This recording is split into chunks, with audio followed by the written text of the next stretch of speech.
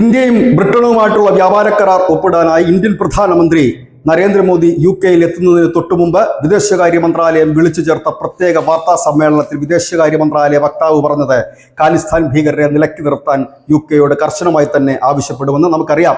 ഈ വ്യാപാര കരാറുമായിട്ടുള്ള ചർച്ചകളുടെ ഭാഗമായി എസ് ജയശങ്കർ കുറച്ചു നാൾക്ക് മുമ്പ് UK-യിൽ എത്തിയപ്പോൾ അദ്ദേഹം മീറ്റിംഗ് നടത്തിയ ഹാളിന് പുറത്ത് ഖാലിസ്ഥാൻ ഭീകരവാദികൾ പ്രതിഷേധ പ്രകടനവുമായി എത്തിയത് വലിയ വിമർശനങ്ങൾക്ക് ഇടവന്നിരുന്നു. അതും കൂടി മുൻകൂട്ടി കണ്ടുകൊണ്ടാണ് ഖാലിസ്ഥാൻ ഭീകരരെയും അവരെ സഹായിക്കുന്ന സംഘടനകളെയും നിലയ്ക്ക് നിർത്തണമെന്ന് ഇന്ത്യ ആവശ്യപ്പെട്ടിരിക്കുന്നു. ഒപ്പം തന്നെ ഇന്ത്യയിൽ നിന്ന് മുങ്ങുന്ന കള്ളന്മാരെ, അതായത് വലിയ സാമ്പത്തിക തട്ടിപ്പും മറ്റുമൊക്കെ നടത്തി UK-യിൽ കുടിയേറുന്ന സാമ്പത്തിക തട്ടിപ്പ് വീരന്മാരെ ഇന്ത്യക്ക് കൈമാറണം എന്നുകൂടി UK ഇപ്പോൾ ഇന്ത്യ ഔദ്യോഗികമായി തന്നെ അറിയിച്ചിരിക്കുന്നു. UK വിദേശകാര്യ മന്ത്രാലയത്തെയാണ് ഈ വിവരം അറിയിച്ചിരിക്കുന്നത്. ഇതിൽ പിന്നോട്ടില്ല, കർശനമായ നിലപാടാണ് എന്നുകൂടി വിദേശകാര്യ മന്ത്രാലയം പറയുന്നു.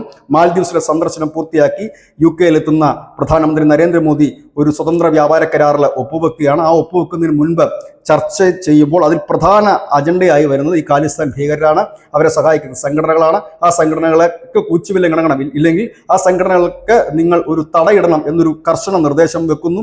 ഒപ്പം തന്നെ ഇന്ത്യയിൽ നിന്ന് ഈ തട്ടിപ്പ് നടത്തി മുങ്ങിയവരെ തിരികെ എത്തിക്കണം എന്നുകൂടി ഇന്ത്യ ആവശ്യപ്പെടുന്നു. News desk Malayalam.